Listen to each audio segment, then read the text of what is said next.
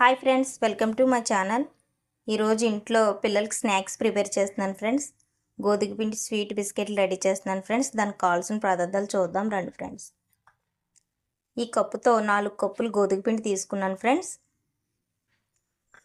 అదే కప్పుతో పంచదార పౌడర్ తీసుకున్నాను ఫ్రెండ్స్. లాలిక్కాయల పౌడర్ కొద్దిగా, వేడి చేసి పక్కన పెట్టుకున్న నెయ్యి.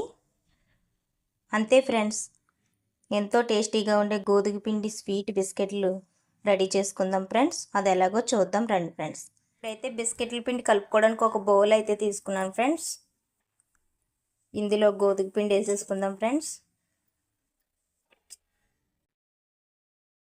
ఒక కప్పు పంచదార పౌడర్ కూడా వేసేసుకుందాం ఫ్రెండ్స్.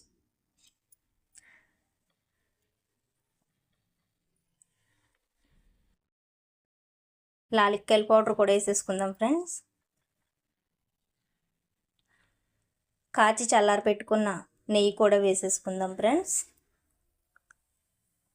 ఇవి ఇప్పుడు పిండి కలిపేసుకుందాం ఫ్రెండ్స్. చపాతీ పిండి కింద కలుపుకొని చిన్ని బిస్కెట్ల కింద చేసుకుందాం ఫ్రెండ్స్. దీనికి సంబంధించిన పూర్తి వీడియో నా ఛానల్లో ఉంది ఫ్రెండ్స్.